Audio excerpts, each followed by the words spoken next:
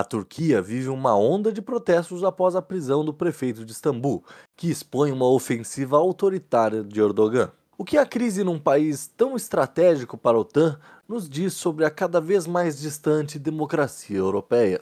Eu sou o Guilherme Moura. Eu sou o Lucas Hatch. E eu sou o Pedro Penelas. E esse é o Degrau da Política. Bir kez daha hatırlatmakta fayda görüyorum. Sokaklara çıkarak, yanına sol örgütleri, marjinalleri, vandalları alarak milli iradeye parmak sallama dönemleri artık eski Türkiye ile birlikte tamamen mazide kalmıştır.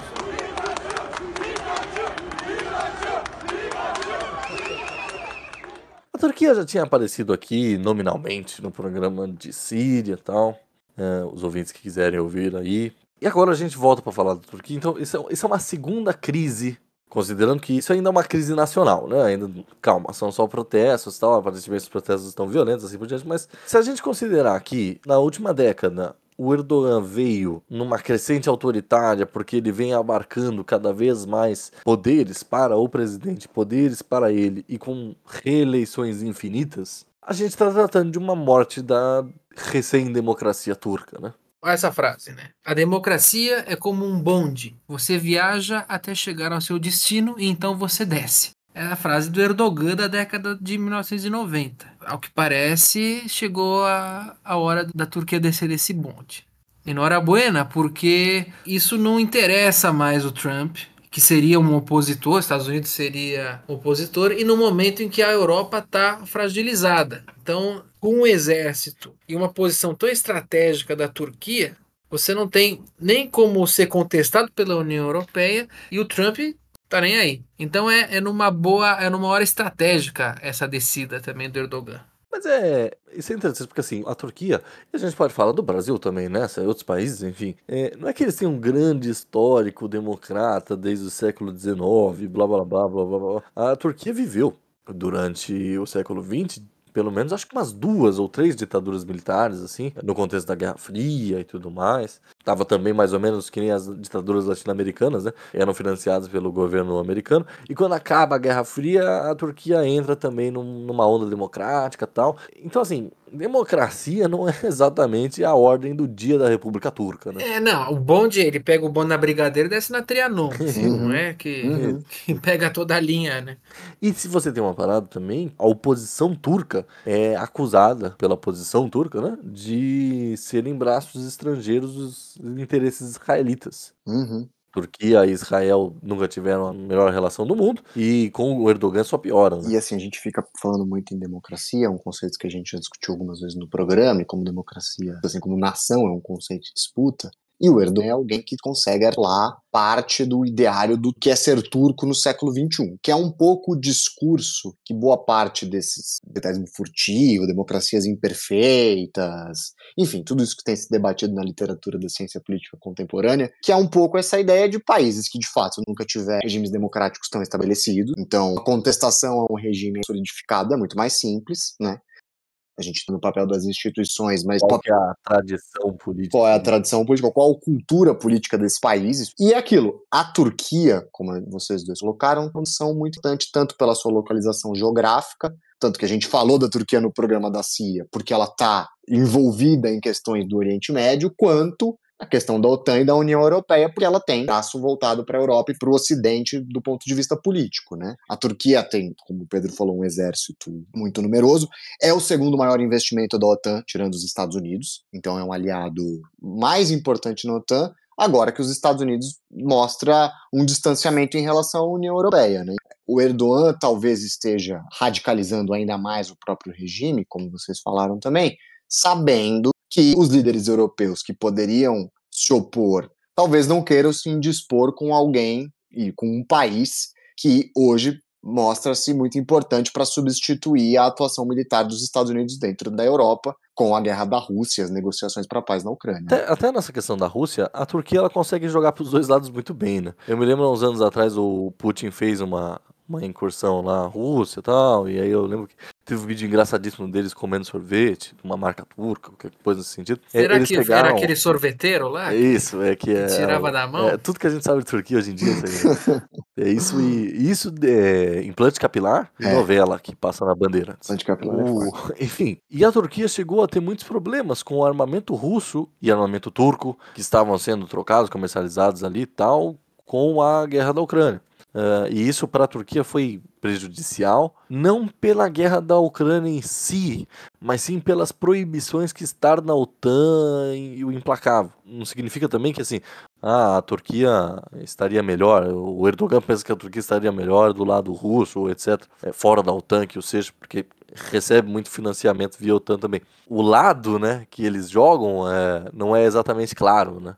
A França e a Turquia têm disputas internacionais históricas, mesmo estando juntos, né, no mesmo bloco. Isso, a Turquia recupera um pouco um conceito consagrado aí da historiografia dos não alinhados, né? A Turquia sempre teve essa condição, porque eles estão numa posição estratégica, eles sabem que essa posição estratégica garante uma posição mais conveniente, elas vão ser muito mais circunstanciais e momentâneas do que uma questão de Estado propriamente dito. E isso reflete um pouco o que a gente falou em relação ao Trump. Esses países de mais estabilidade democrática sempre tiveram uma política, sobretudo internacional, de Estado, né?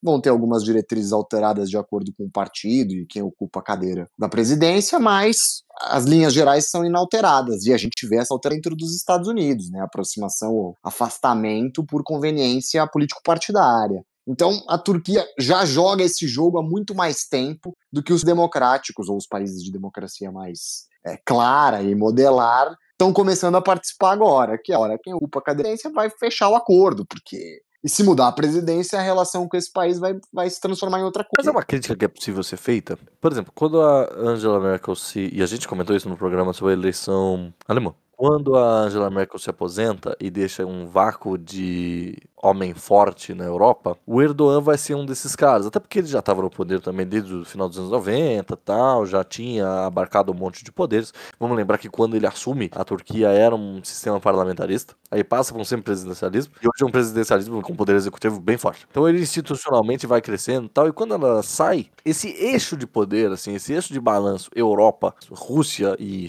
Turquia ali sendo um ponto menor, essa balança fica desfavorável para a Europa. Enquanto você teve uma Turquia dos anos 80 até 2010, a primeira década de 2000, tentando justificar sua entrada no espaço europeu, no mundo europeu, acho que ninguém consegue imaginar a Turquia na União Europeia, né? Até por diversas questões, questão do Chipre, ou até enfim, o país não ia conseguir chegar às obrigações econômicas que o bloco tem, participar do espaço Schengen, então isso jamais. Mas de qualquer maneira existia um querer, a política, a diplomacia turca era voltada para a Europa, para estar bem com a Europa e estar cada vez mais integrada à Europa, ainda que com momentos muito mais aliados aos Estados Unidos do que com a Europa, que são duas coisas separadas, claro, né? Até você chegou a comentar aqui na pauta sobre a crise dos mísseis e tal, esse é o momento de máximo poder americano sobre a Turquia e tal, até porque a questão do Chipre também vai distanciar a Turquia da Europa e tal, mas existia um querer da Turquia fazer parte do espaço europeu, estar bem com a Europa e ir adentrando a Europa, que é uma coisa que, sei lá, a Sérvia vive bastante, e sempre com negativas europeias.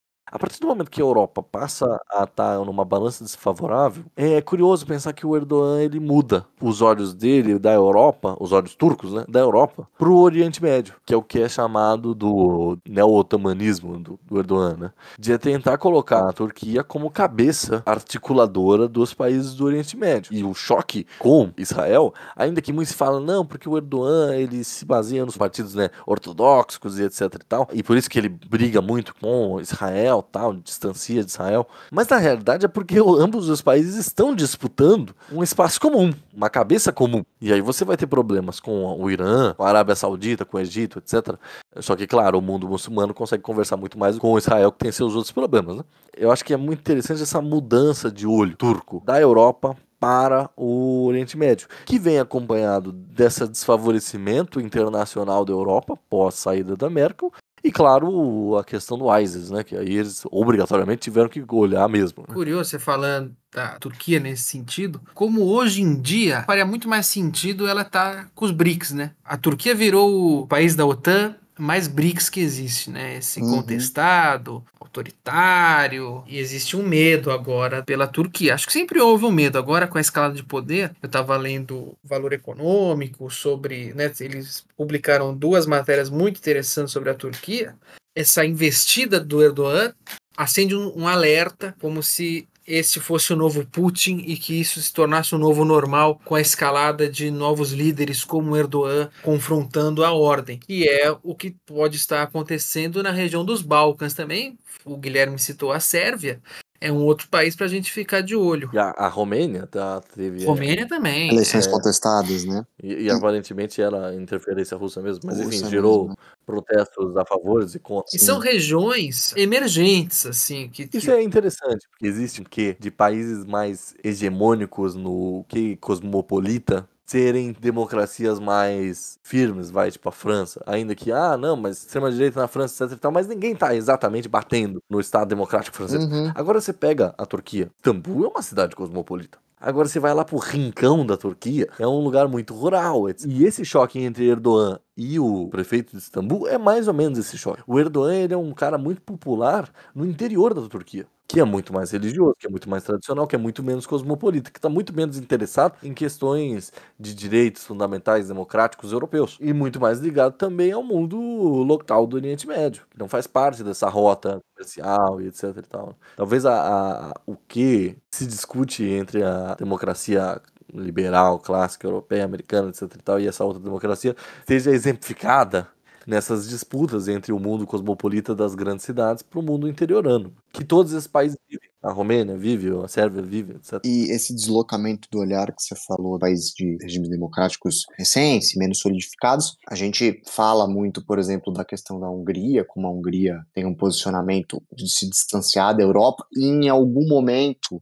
no final dos anos 80, início dos anos 90, quando a gente estava falando da crise da União Soviética, existiu o desejo desses países do leste europeu de se aproximar da Europa. Era uma campanha de integração, e hoje em dia já é uma relação diferente. Muitos desses países vão manifestar um orgulho desse distanciamento, né, de que essas identidades nacionais são preservadas para além desse cosmovismo europeu e dessa integração supranacional e etc, etc, o que me leva a acreditar, ou me leva a pensar que talvez a própria guerra da Rússia com a Ucrânia, que a gente já comentou em outros programas, com certeza o Putin sabia que a consequência da invasão da Ucrânia seria o distanciamento da Europa. Ele é alguém que tinha noção desse cálculo, porque ele era óbvio.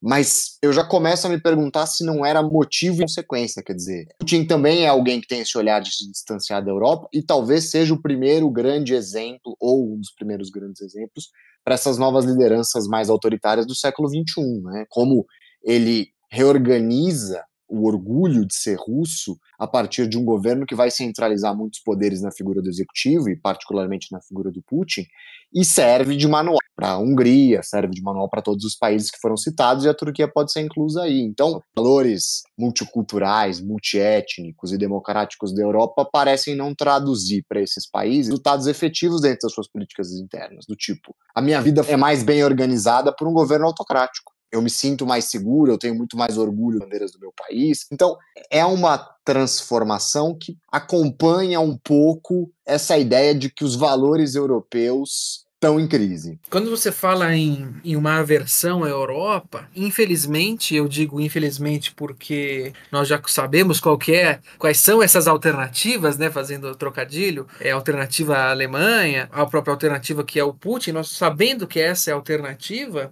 eu digo infelizmente porque isso já era assim de ser imaginado. O leste europeu, os Balcãs, sempre foram periféricos, sempre foram a Europa de lá. O cara que sai dos Balcãs, sai da Romênia e vai para a França, vai para Paris, ele é o cigano que rouba, que dá golpe nas cidades europeias. Então ele sempre foi visto como não europeu, como a Europa de lá. Porque eu tenho eu discuto muito isso com a professora de inglês, porque ela é da Bielorrússia. Por isso que eu não sabia.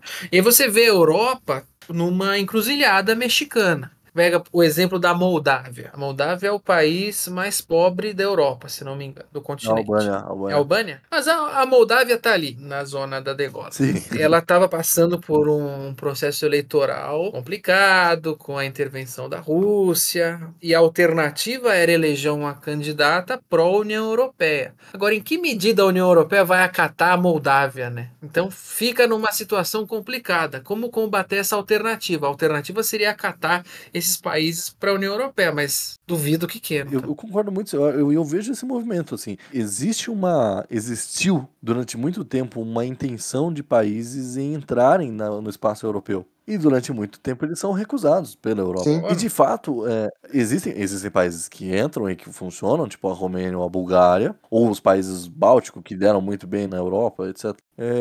Existe aí a Sérvia que está na fila desde sempre. E aí você começa a ter questionamentos à Europa por países recém-entrados, que às vezes não se identificaram assim com aquela tradição política e tal. Mas por outro lado, é interessante ver também como países que são objetivamente a União Europeia, você não consegue ter esse distanciamento mais. Como é o caso da Itália, que a gente já falou aqui, como a Giorgia Meloni e antes o André Salvini, são sujeitos eurocéticos, etc e tal, que muitas críticas à União Europeia, alguns até mais extremados quanto ao bloco, e aí a partir do momento que eles chegam no poder executivo, eles passam a querer mudar a União Europeia, mas não sair da União Europeia, não extinguir a União Europeia. Porque a França, a Itália, a Alemanha, pelo menos a parte ocidental da Alemanha, né, a Holanda, etc., esses países são basilares para a União Europeia, para o que se entende como Europa. E toda a construção deles nos últimos 50 anos é isso. Então, ao mesmo tempo que você tem questionamentos a esse estilo europeu, do outro lado você também tem afirmações vindos justamente de quem era eurocético, para ver como é impossível sair dessa.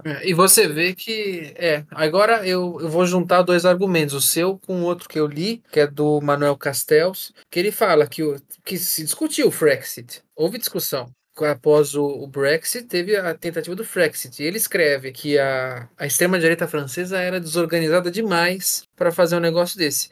Agora, não é que é questão de desorganização, é que é basilar demais. Você precisa ser muito organizado para fazer isso, né?